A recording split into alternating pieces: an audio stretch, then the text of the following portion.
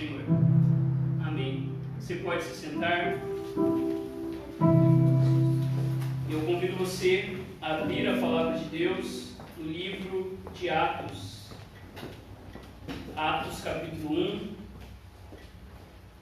Nós começamos na semana passada a nossa série em Atos, os Atos de Deus. E nós oramos e pedimos que o Senhor fale aos nossos corações hoje e nos próximos domingos que estaremos juntos estudando e meditando na palavra de Deus. Atos, primeiro capítulo, versículo 4 até o versículo 11. Hoje nós vamos falar sobre espera. Hoje nós vamos falar sobre sermos testemunhas daquilo que Cristo fez em sua vida, morte e ressurreição. Todos encontraram? Atos fica no Novo Testamento, é o quinto livro do Novo Testamento, depois dos 4 Evangelhos. Ouça com fé a palavra de Deus que nos diz assim: e comendo com eles, deu-lhes essa ordem: não se afastem de Jerusalém, mas esperem a promessa do Pai, a qual vocês ouviram de mim. Porque João, na verdade, batizou com água, mas vocês serão batizados com o Espírito Santo dentro de poucos dias. Então, os que estavam reunidos com Jesus lhe perguntaram: será este o tempo em que o Senhor irá restaurar o reino a Israel? Jesus respondeu: não cabe a vocês conhecer tempos ou épocas que o Pai fixou pela sua própria autoridade, mas vocês receberão poder ao descer sobre vocês o Espírito Santo, e serão minhas testemunhas, tanto em Jerusalém, como em toda a Judéia e Samaria e até os confins da terra. Depois de ter dito isso, Jesus foi elevado às alturas à vista deles, e uma nuvem o encobriu dos seus olhos. E estando eles com os olhos fixos no céu, enquanto Jesus subia, eis que 2 homens vestidos de branco se puseram ao lado deles e lhes disseram: homens da Galileia, por que vocês estão olhando para as alturas? Esse Jesus que foi levado do meio de vocês para o céu, virá do modo como vocês o viram subir. Essa é a palavra do Senhor. Feche seus olhos e vamos ao Senhor em oração. Ó amantíssimo, que eu possa ler de como teu coração se consumiu por mim, na manjedoura do teu nascimento, no jardim da tua agonia, na cruz do teu sofrimento, na tumba da tua ressurreição, no céu da tua intercessão. Encoraja-me com estes pensamentos a desafiar meu adversário, driblar suas tentações, resistir às suas ciladas, renunciar ao mundo, ser valente pela verdade. Aprofunda em mim um senso de meu santo relacionamento contigo, como um noivo espiritual, um mesmo com Yahvé, amigo dos pecadores. Penso na tua glória e na minha vileza, tua majestade em minha maldade, tua beleza em minha deformidade, tua pureza em minha imundícia, tua justiça em minha iniquidade. Amaste-me de forma infinita e imutável, que eu possa te amar como sou amado. Destes a ti mesmo por mim, que eu possa doar-me a ti. Morreste por mim, que eu possa viver para ti, a cada instante de meu tempo, a cada movimento da minha mente, a cada batida do meu coração. Que eu nunca flerte com o mundo e suas seduções, mas ande ao teu lado, ouvindo a tua voz, sendo vestido com tuas graças e adornado com tua justiça. Que as palavras dos meus lábios e a meditação do meu coração sejam agradáveis na tua presença, Senhor, rocha minha e redentor meu. Por Cristo Jesus nós oramos. Amém. Queridos, o tema do nosso sermão hoje é testemunhas. Mas nós vamos ver que esse texto ele está imerso em outro tema. E antes de entrarmos no texto, eu gostaria de fazer uma pergunta: se você gosta de esperar. Pensem um pouquinho, você gosta de esperar? A gente sabe essa resposta, não sabe? Eu olho para todo mundo e todo mundo já vai dizendo, né? De jeito nenhum. Nós não gostamos de esperar, nós somos impacientes. Nós queremos tudo para ontem. Imagina você quando pede uma pizza e você fica ali ansioso que essa pizza chegue logo. E se passa do tempo prometido, a gente já passa a mão no telefone e vai logo perguntando por que a nossa pizza não chegou. Quando nós estamos, por exemplo, na fila do banco ou da lotérica, nós ficamos impacientes, inquietos e já vamos logo pensando: no Brasil nada funciona, tudo demora. A verdade, irmãos e irmãs, é que nós não sabemos esperar. Há até um ditado que diz que nós somos tão apressados que nem parecemos que esperamos o quê? Quem sabe esse ditado aí? 9 meses para nascer. Há outros ditados que dizem, por exemplo, que o apressado come cru, que a pressa é inimiga da perfeição. Pense também nas crianças, cada vez mais impacientes, cada vez mais ansiosas, crianças pequenas que já estão necessitando até de ajuda médica por causa da ansiedade, da impaciência. Nós não sabemos esperar.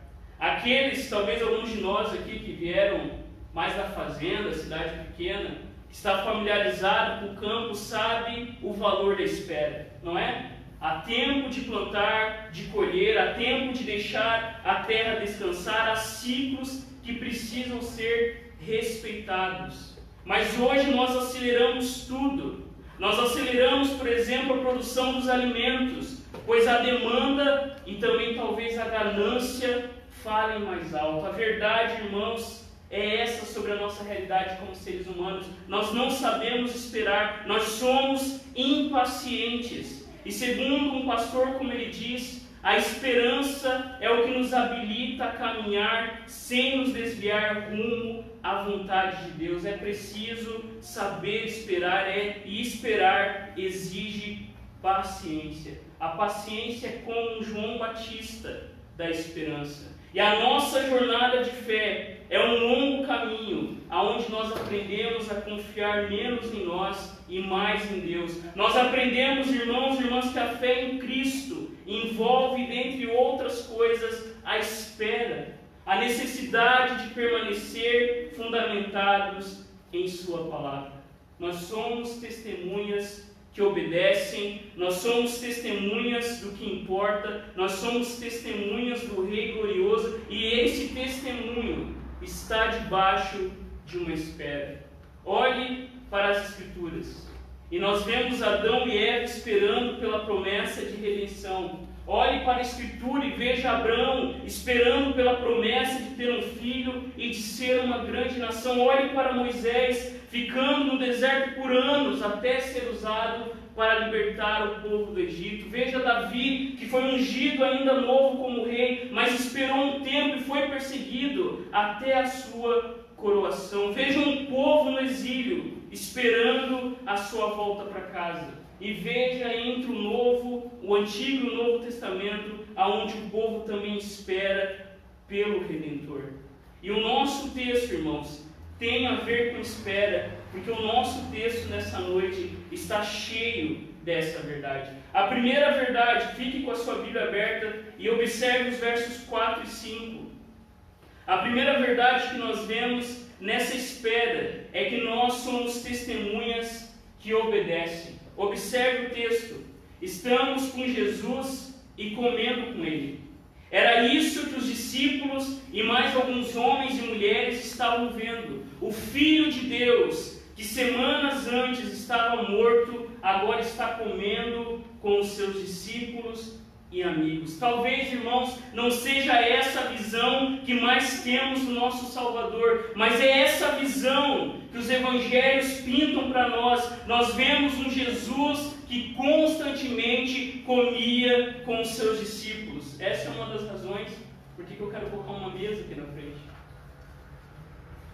A igreja cristã, durante toda a história, se reuniu ao redor da mesa, porque nós vemos o nosso Salvador sentado à mesa, comendo e compartilhando e servindo aquelas pessoas. Nós vemos nos evangelhos Jesus comendo com os pecadores. Nós vemos Lucas registrando isso no seu livro e no seu evangelho. Queridos, nós somos testemunhas de um Deus que está vivo e nos convida a comer com Ele. É a volta da mesa que Jesus gosta de estar, é a volta da mesa que um dia todos nós estaremos nas bodas do Cordeiro. O nosso coração anseia por isso. E quando nós lemos os evangelhos, nós vemos Jesus em festas de casamento. Nós vemos Jesus comendo em muitas casas. E como testemunhas, uma das primeiras coisas que nós diríamos sobre esse Jesus é que esse Jesus vivia comendo conosco. Jesus estava à mesa com os seus amigos e eu e você obedecemos a esse Deus como entendemos que o nosso Deus é um Deus que come conosco. É um Deus que senta à mesa conosco. É um Deus que tem prazer em comer comigo e com você. Se nós somos testemunhas que obedecem, nós devemos ser bons de mesa. Se nós somos testemunhas que obedecem, a mesa deve ser muito importante para a gente, porque Jesus estava comendo com seus discípulos. E o fato de Cristo continuar a ter comunhão com seus discípulos é prova irrefutável da sua ressurreição física. Porque a gente acha que naquele tempo, como a gente vê nessa passagem, quando anjos aparecem, quando os discípulos dizem, olha, é um fantasma andando sobre as águas, a gente tem a impressão de que o povo naquele tempo era acostumado com essas coisas, mas não. Quando Jesus come com seus discípulos, Jesus estava dando uma prova irrefutável. Eu não sou um fantasma, eu de fato ressuscitei. Os irmãos lembram quando Jesus está no caminho de Emaús, caminhando com aqueles discípulos que saem de Jerusalém desacreditados porque ele estava morto. E eles continuavam sem acreditar, eles estavam com misto de alegria e espanto. Então Jesus fez uma pergunta. Uma pergunta, irmãos e irmãs, que Jesus também faz para mim e para você. Você tem alguma coisa para comer? Os discípulos não estavam acreditando e Jesus vai logo pedindo algo para comer. Por quê? Porque o texto nos mostra que eles deram um pedaço de peixe para Jesus e ele comeu diante de todos e os seus olhos se abriram. E como um estudioso do Novo Testamento diz, quando Jesus desejou explicar o significado da sua morte, ele serviu uma refeição, não simplesmente expôs uma teoria. Por isso que o Evangelho é tão simples, porque Jesus estava à mesa com os seus discípulos, compartilhando os seus ensinamentos, compartilhando uma refeição. É essa cena que nós vemos após a ressurreição, Jesus comendo com os seus discípulos.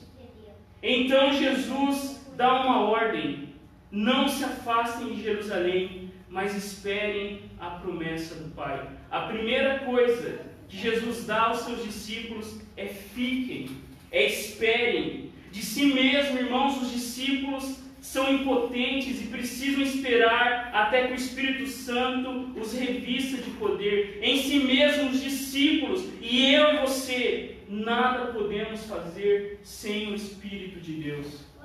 Queridos, a mesa com Jesus, quando nós ouvimos o Evangelho destrói a autonomia humana.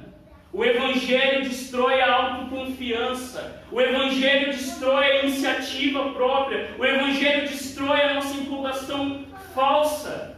Porque antes de ir, Jesus fala: fiquem em Jerusalém, esperem até que do alto o Espírito desça sobre vocês. Observe isso. Jesus não fala para os seus discípulos: seja a melhor versão de si mesmo, como a gente está ouvindo hoje muitos pregadores. Jesus não está falando sobre 10 passos de como ganhar o mundo para Cristo. Jesus não falou como desenvolver um avivamento, mas Jesus deu uma ordem: fiquem, esperem. E essa é a ordem de Jesus para mim e para você.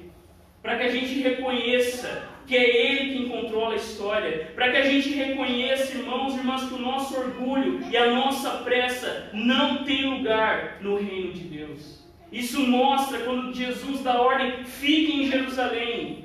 Jesus estava dizendo para os seus discípulos que aquela missão era dele, que é Deus quem governa a história e todas as coisas acontecem no tempo de Deus.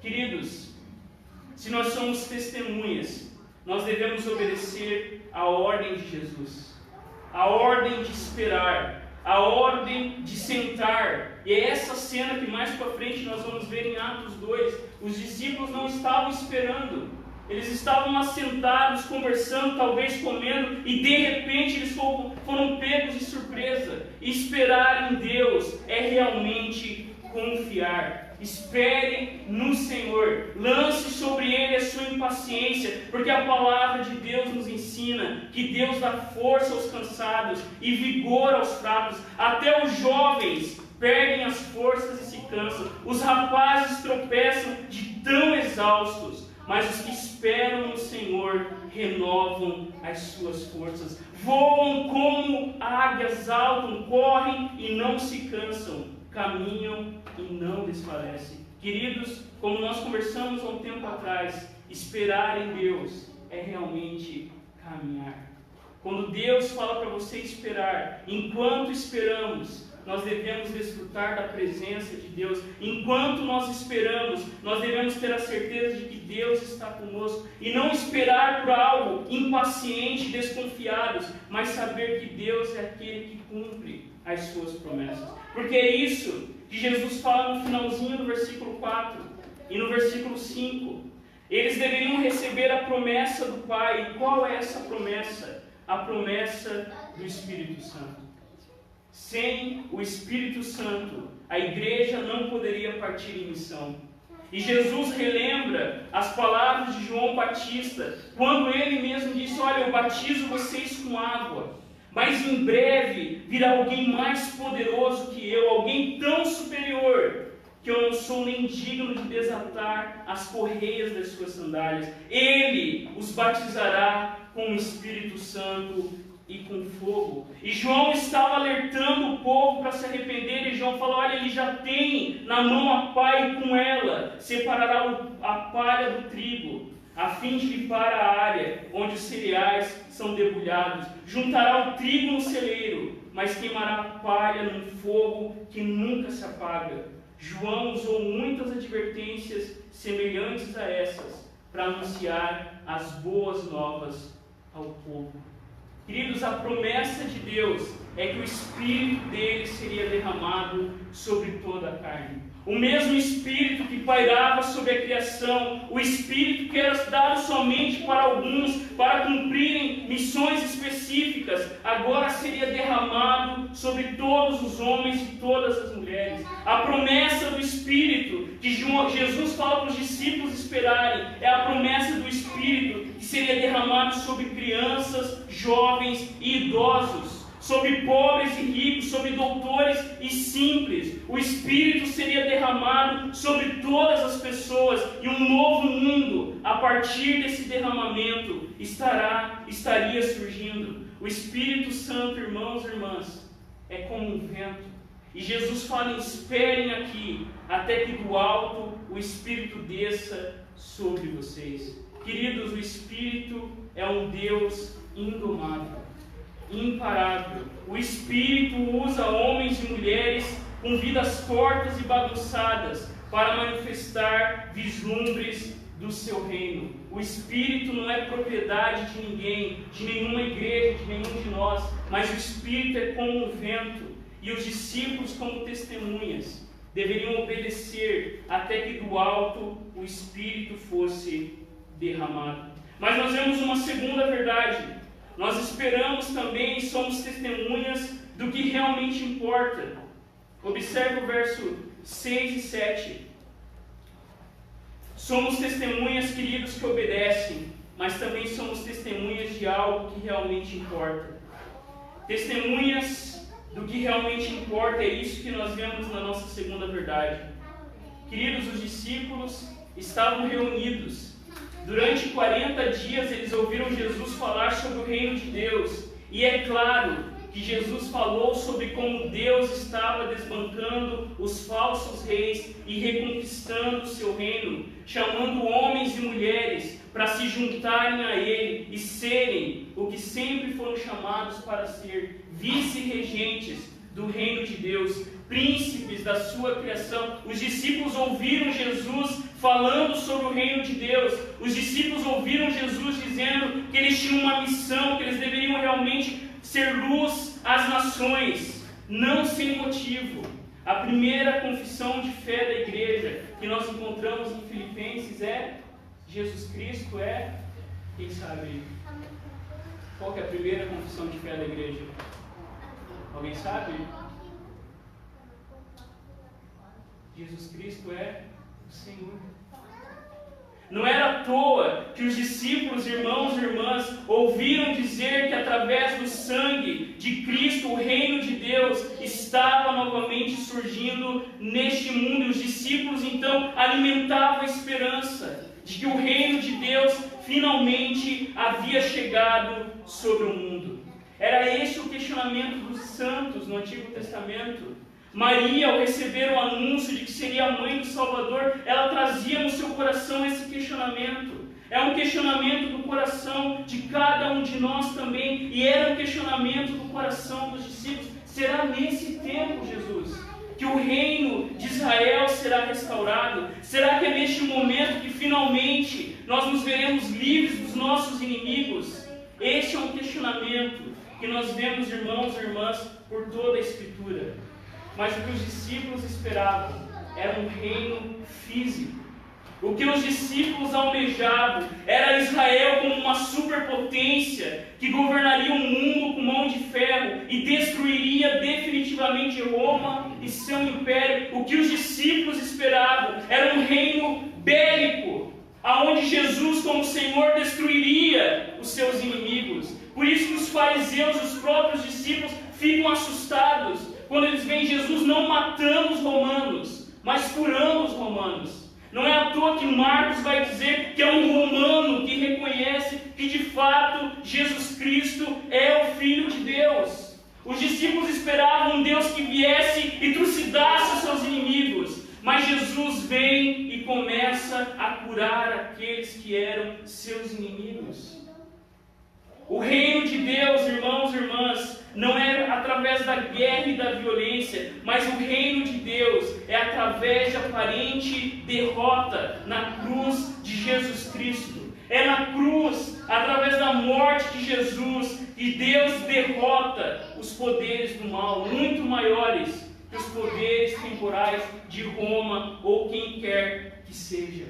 Havia uma esperança dentro do coração do povo de Deus, mas muitos entendiam que esse reino seria um reino físico, seria um reino aonde Deus realmente destruiria os seus inimigos e Jerusalém seria a capital mundial.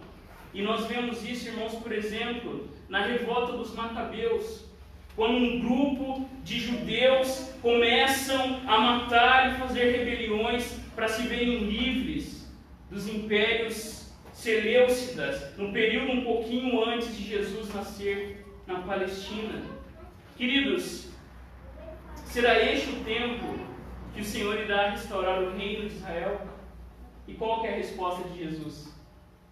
Não cabe a vocês conhecer tempos ou épocas que o Pai fixou pela sua própria autoridade. A resposta a esta pergunta, lembra os discípulos que não tem como saber os tempos e as épocas em que Deus restaurará todas as coisas. Não tem como, irmãos e irmãs, a gente saber o dia da volta de Jesus. Por isso, não cabe a nós conhecer os tempos ou épocas que Deus não nos quis revelar. Porque foi Jesus que nos ensinou: olha, quando o reino de Deus chegar, não será uma coisa que se possa ver, ninguém vai dizer, vejam, está aqui ou está ali, porque o reino de Deus está dentro de vocês. E ainda, ninguém sabe nem o dia, nem a hora em que tudo isso vai acontecer, nem os anjos do céu, nem o Filho, mas somente o Pai. A vinda do Filho do Homem será como aquilo que aconteceu no tempo de Noé, quando ninguém imaginar, um abrir e piscar de olhos. É o que Jesus diz que será a vinda do Filho do Homem. Queridos, nós devemos aceitar esses mistérios e não nos importarmos em querer saber e descobrir, por exemplo, qual trombeta está tocando. Tem gente que consegue fazer uns cálculos que sabe, a gente está na terceira trombeta. Ou pega aquela figura da estátua de Daniel e vai dizer, esse é o Império Romano, esse é o Império tal. Não cabe a nós saber tempos e épocas que Deus não quis nos revelar o que importa. Nós somos testemunhas do que realmente importa. E o que importa, olha o versículo 8. Vocês receberão poder ao descer sobre vocês o Espírito Santo e serão minhas testemunhas. Queridos, Deus não nos deu o calendário que Ele tem, mas o que Ele nos deu? Ele nos deu o seu Espírito Santo. O que importa não é saber em que trombeta estamos, ou qual cavalo está sobre este mundo. O que importa é que o Espírito de Deus seria dado, e é Ele quem nos capacita a ser povo de Deus. É Ele quem nos capacita a cumprir a nossa missão. Nós somos testemunhas do que importa, e o que importa, irmãos e irmãs, é que o Espírito de Deus está sobre nós, e nós somos testemunhas da ressurreição de Jesus Cristo. Nós somos testemunhas do que importa, o que importa. O que importa, irmãos e irmãs, é que nós somos testemunhas de um Deus infinito e pessoal, que continua agindo nas nossas vidas, que continua sustentando a sua criação. Nós somos testemunhas de um Deus que continua fazendo o seu amor transbordar em nossas vidas. Nós somos testemunhas de um Deus que entrou na história na pessoa de Jesus Cristo. Nós somos testemunhas de um Deus que é o Senhor, o legislador, o juiz e o salvador de todos os homens. Nós somos testemunhas do Deus que é o nosso Senhor e pastor, e que é também regente do universo, o Criador de todas as coisas, o controlador de todos os eventos, grandes ou pequenos. O que importa, irmãos? O que importa é que nós somos testemunhas do único Deus, o Deus de Abraão, Isaque e Jacó. Nós somos testemunhas do que importa. Nós não sabemos quando Jesus virá, mas nós sabemos que o Espírito de Deus já está em nós, e se nós temos o Espírito Santo de Deus, o reino de Deus em nós já começou. Por isso, irmãos e irmãs, que a salvação não é uma coisa que acontece depois da morte. Por isso que não é bíblico dizer que você não pode ter certeza da salvação, porque a salvação começou em nós quando o Espírito de Deus veio sobre nós e nos fez testemunhas da ressurreição de Cristo. O que importa, irmãos e irmãs, é que o Espírito de Deus está sobre nós, e é Ele que aplica a salvação, é Ele que nos convence do nosso pecado, é Ele que nos leva ao arrependimento, é Ele que muda o nosso coração. Não importa, irmãos e irmãs, gastarmos o nosso tempo com datas e fixarmos épocas, mas o que nos cabe, irmãos e irmãs, é atuar bem no nosso chamado que Deus nos deu. Nós não devemos nos preocupar com a história, porque essa história é escrita pelo grande Deus, que controla todas as coisas. O que importa para mim e para você é atuar bem. O que importa, irmãos e irmãs, é continuarmos a viver as nossas vidas para a glória de Deus. Nós não devemos ficar numa paranoia, mas nós devemos viver as nossas vidas a cada dia para a glória de Deus, porque o juízo final para nós não é condenação. O juízo final para nós não é punição. O juízo final para nós que temos o Espírito de Deus é alegria, é festa, quando Deus vai dar o seu veredito: vinde, benditos de meu Pai, para o reino que está preparado para vocês. O que importa, irmãos e irmãs, é que o Espírito de Deus é aquele que nos faz testemunhas da ressurreição. Mas nós temos uma terceira e última verdade. Observe a partir do versículo 8, a parte B, até o versículo 11. Até agora, queridos, nós vimos que somos testemunhas que obedecem, que somos testemunhas do que realmente importa. E nós veremos agora que nós somos testemunhas de um Rei glorioso. Essa é a nossa terceira verdade. Nós somos testemunhas de um Rei glorioso. Queridos, uma das evidências desse reino glorioso, que não terá fim, é que as testemunhas desse rei agitaram o mundo. Olha no texto. Tanto em Jerusalém, como em toda a Judéia e Samaria, e até os confins da terra. Aquilo que estava restrito a Israel, aquilo que antes os povos vinham até Israel, venham até Israel para ouvir a palavra de Deus, agora com o derramamento do Espírito Santo vão ao mundo todo e preguem o Evangelho a todas as pessoas. Aquilo que antes Israel era somente eles que tinham a revelação de Deus, agora pelo Espírito de Deus, a igreja é luz para todos os povos. E diferente, irmãos de Babel, em Jerusalém não há confusão. Em Jerusalém há uma diversidade de línguas e povos ouvindo as maravilhas de Deus. Diferente de Babel, que Deus confunde as línguas para ninguém se entender. Na Jerusalém, em Atos 2, na nova também isso vai continuar. Mas nós vemos Deus, irmãos e irmãs, fazendo com que o seu evangelho fosse ouvido sobre todas as línguas. Quando nós pensamos em ser testemunhas de Jerusalém, Judéia, Samaria, até os confins da terra, era isso que Deus tinha em mente desde o começo. Deus não tinha um plano B. Não deu certo com Israel, agora Deus vai tentar com a igreja. Não. Deus só tinha um plano desde o começo. E Deus já falava com Abraão: em ti serão abençoadas todas as famílias de Israel. É assim que diz? O que diz? Em ti serão abençoadas todas as famílias da terra. Todas as famílias eram alvos do amor de Deus, e nós aqui somos prova disso. Nós somos provas, irmãos, que a subida de Cristo marca o ponto em que Ele fisicamente não está mais entre nós. Mas assim como a morte e a ressurreição de Jesus são centrais, a sua subida aos céus também é muito importante. Porque quando Jesus subiu aos céus, Ele se sentou à direita de Deus e Ele enviou o seu Espírito. E na verdade, eu e você estamos mais perto de Jesus do que os discípulos poderiam estar. Porque agora Jesus está dentro de nós por meio do seu Espírito. Agora não há limites físicos para o corpo de Jesus, porque através do Espírito Santo, Jesus nos une a Ele.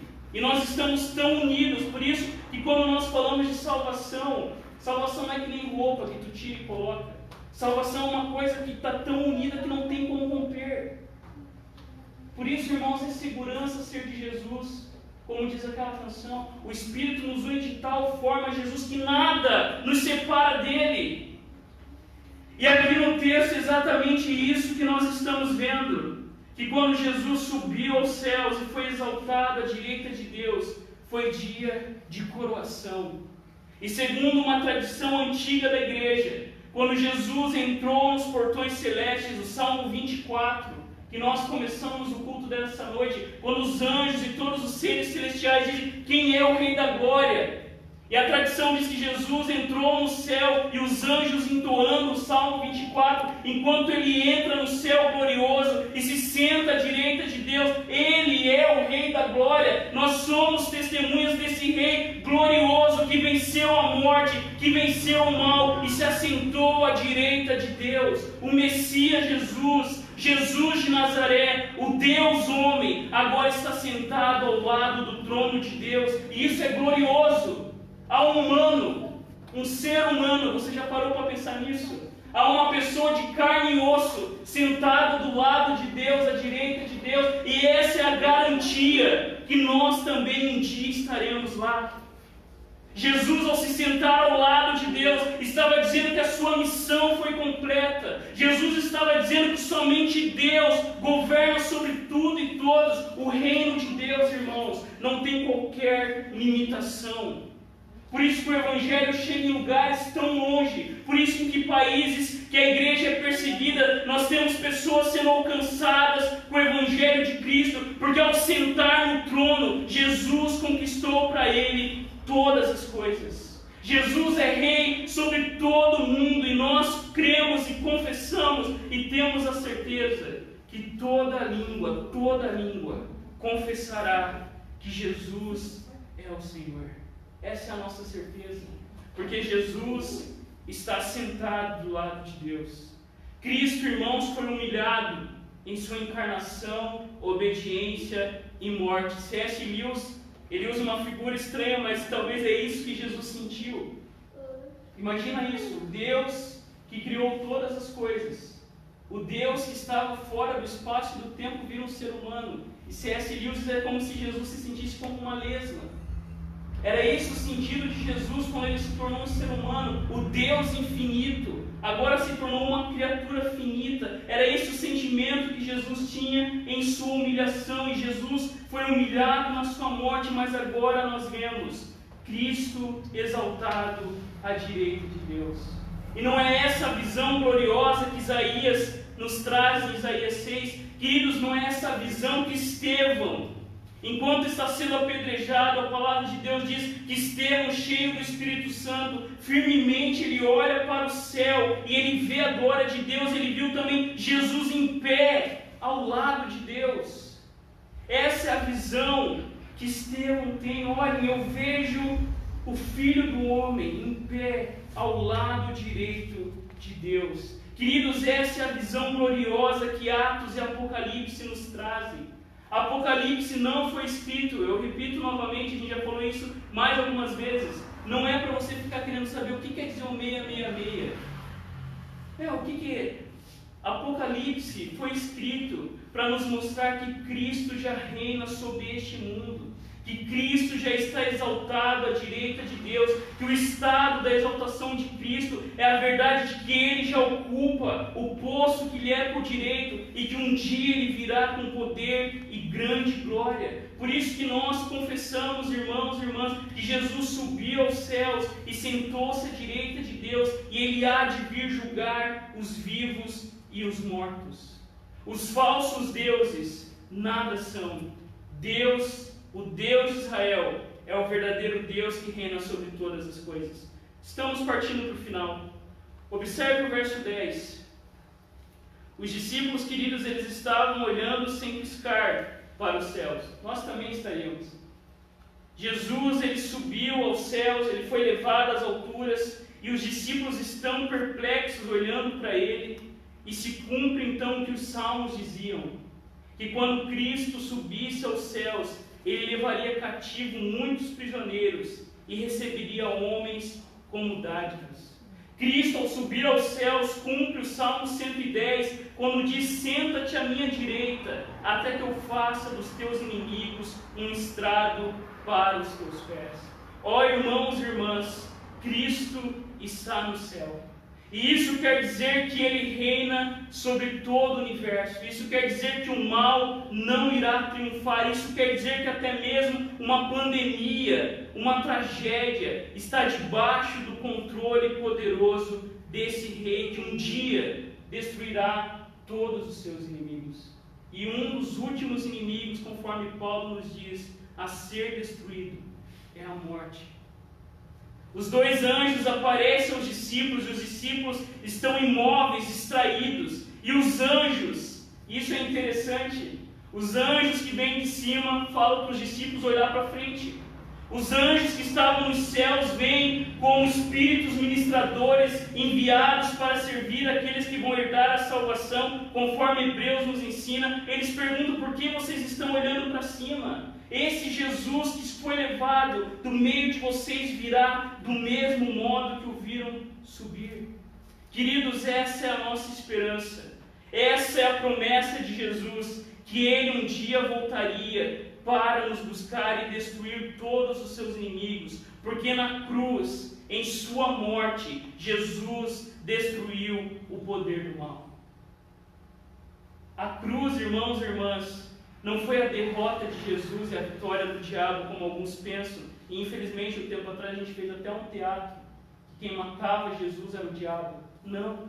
A cruz é o lugar, é o palco, aonde Deus mostra o seu poder e a sua glória. Quando Jesus morre na cruz, ali o diabo já foi derrotado. E é isso que Apocalipse pinta para nós. O diabo já foi preso, ele não pode mais enganar as nações, por isso que o Evangelho está se expandindo sobre todo mundo, porque lá na cruz, Jesus ele amarrou o diabo e libertou a igreja, enviou a igreja para cumprir a sua missão através da sua vida, morte e ressurreição. Na cruz, irmãos, os poderes do mal já foram destruídos, e por isso que nós somos testemunhas de um Deus que continua agindo neste mundo. Queridos, 3 aplicações para a nossa vida. A primeira, eu e você somos testemunhas que obedecem. E aí uma coisa para a gente praticar: qual o lugar na mesa que você tem oferecido? Pensa nisso aí. A gente aqui é a favor de uma igreja com mais mesa e menos vassoura, mais mesa e menos luzes brilhantes, mais mesa e menos atividade.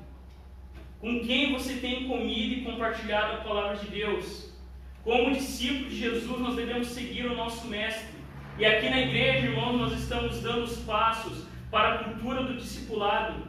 E o discipulado não é uma estratégia, o discipulado, irmãos, é o coração da igreja. Olhe para Jesus. Jesus estava sempre discipulando pessoas, e essa é a nossa missão, fazer discípulos. E como nós fazemos isso? Fazendo da nossa mesa um lugar onde Deus nos chama a compartilhar as boas novas. Compartilhe aquilo que Jesus fez na sua vida. Compartilhe aquilo que Jesus fez através da vida, morte e ressurreição dele. Porque nós sabemos que antes de ir para uma guerra, a gente tem que ter um treinamento. Todo mundo já tirou aqui com uma arma de verdade? Se te desse uma arma na mão e te jogasse lá no país para a guerra, o que ia acontecer contigo em 5 minutos? Ou te mata, ou tu mesmo na loucura, né? Já era. Se você vai para uma prova, irmãos, e não estuda, o que acontece? Daí naquela hora a gente vira crente, né? Senhor Jesus, por favor, adolescente assim, né? Senhor, né, dormi, assisti Netflix a semana inteira. Não, Senhor, agora me ajuda. Antes de ir para a guerra, antes de fazer a prova, nós devemos parar e ver aquilo que Deus quer fazer nas nossas vidas. E sem o Espírito, nós não podemos ser igreja. Você não precisa saber tudo da Bíblia e nem ter um diploma de teologia, isso é muito bom, mas você pode fazer uma coisa bem simples. Ore por alguém. Pense neste momento em alguém que você gostaria que ouvisse o Evangelho. Convide essa pessoa para tomar um café, não precisa ter horário marcado, e compartilhe o Evangelho, a sua vida com essa pessoa. Antes de convidar essa pessoa a vir à igreja, convide essa pessoa para entrar na sua vida. E faça o bem espiritual na vida dessa pessoa como Jesus fez. Chame essa pessoa para tomar um café. Mas cuidado também, né? Isso pode fazer da gente, né? Os discípulos aí que, né? Tome cuidado também com a saúde. Uma segunda aplicação. Somos testemunhas do que importa. E aqui, querido, eu quero chamar a nossa atenção. Porque houve na história grupos como os adventistas e os testemunhas de Jeová que quiseram colocar datas para o retorno de Jesus. Estude um pouquinho lá no século XVII. Os adventistas, antes de ser igreja adventista, era um movimento de George Miller, que ele conseguiu calcular o dia, a hora e o segundo que Jesus ia voltar. E todo mundo pediu demissão dos seus empregos, vendeu suas casas e ficaram esperando.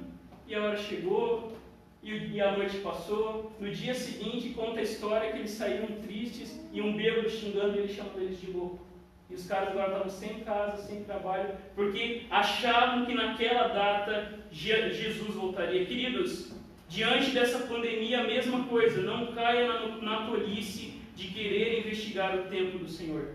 Não caia na tolice de dizer que Deus está fazendo isso porque está punindo o mundo. Não caia porque Jesus mesmo falou, não cabe a vocês saber tempos e épocas. Não caia na tolice de dizer que isso ou aquilo está acontecendo por causa disso ou daquilo. Deus não quis revelar para nós essas coisas.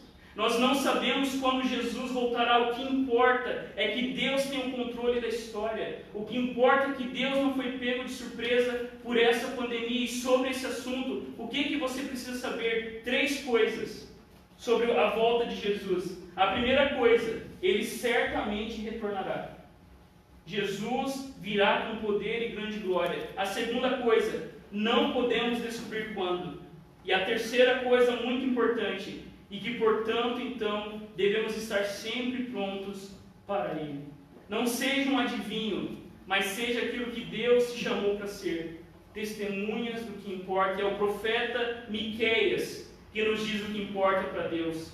Ó povo, o Senhor já lhe declarou o que é bom e o que Deus requer de você, que pratique a justiça, ame a fidelidade e ande humildemente com o seu Deus. E uma terceira aplicação, queridos, nós somos testemunhas de um rei glorioso.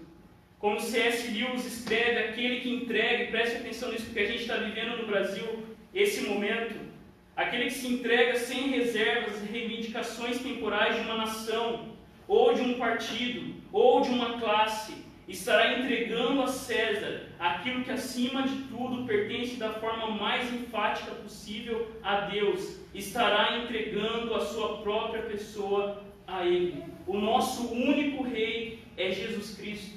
E é conhecido o episódio na história, talvez você já ouviu falar dessa história, quando em um show de Elvis Presley havia um grupo de garotas com uma grande faixa escrita: Elvis, você é o rei. E no meio do show, Elvis, com aquela delicadeza e gentileza dele, ele agradece aquilo e ele diz que não podia aceitar aquela realeza. E Elvis afirma: não, eu não sou rei. Jesus Cristo é o único rei. O nosso rei é Jesus Cristo. Por isso, irmãos, não coloque o seu coração no poder, no dinheiro, não coloque o seu coração na fama, não fique vivendo, buscando o que os outros não podem te dar. Se submeta a sua vida ao senhorio de Cristo Jesus.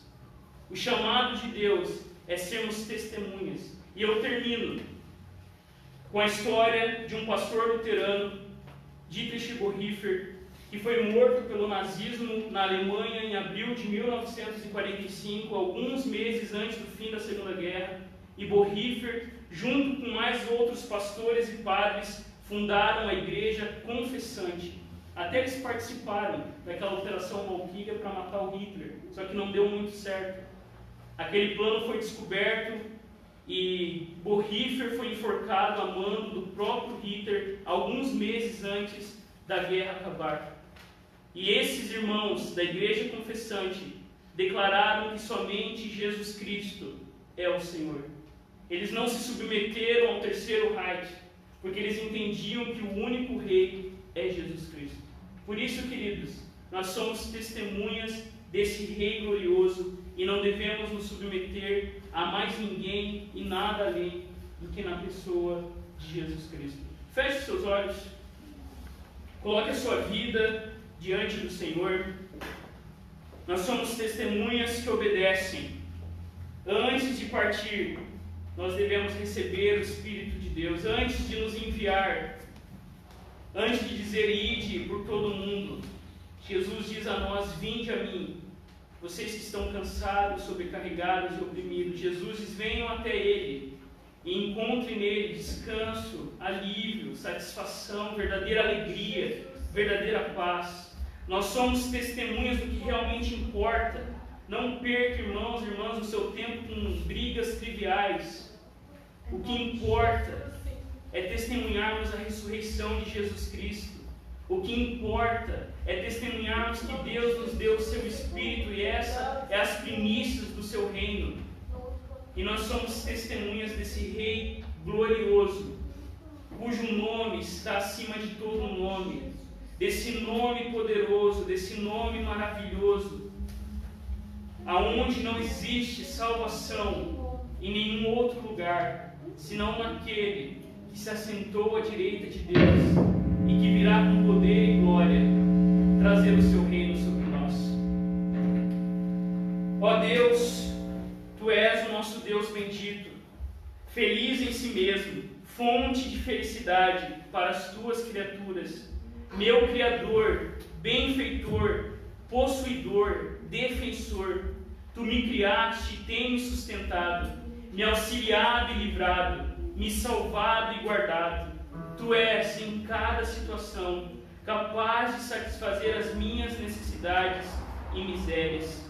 Que eu viva para Ti, viva para o Senhor, nunca sendo satisfeito com o meu progresso cristão, senão à medida que me assemelhar a Cristo, e e puder ser conformado com os teus princípios, temperamento e conduzido a crescer a cada hora em minha vida. Deixe teu amor sem precedentes restringir-me à santa obediência e torne o meu dever em meu prazer. Se os outros julgarem a minha fé como loucura, minha mansidão como fraqueza, meu zelo como tolice, minha esperança como ilusão, minhas ações como hipocrisia, me alegro em poder sofrer pelo teu nome. Mantenha-me caminhando firmemente em direção ao país das delícias eternas. Que o paraíso seja a minha verdadeira herança. Auxilia-me pela força do céu, que eu nunca venha a voltar atrás, ou desejar prazeres enganosos que se acabarão em nada. Enquanto eu sigo em minha jornada celestial, pela tua graça, me deixe ser conhecido como um homem sem ambições, senão de um desejo ardente por ti e pelo bem e salvação de meus semelhantes. Nós oramos a ti, ó Deus, por meio de Jesus Cristo, aquele que está sentado à tua direita, no poder do Espírito Santo. Amém. Queridos, fiquemos em pé e cantemos ao Senhor.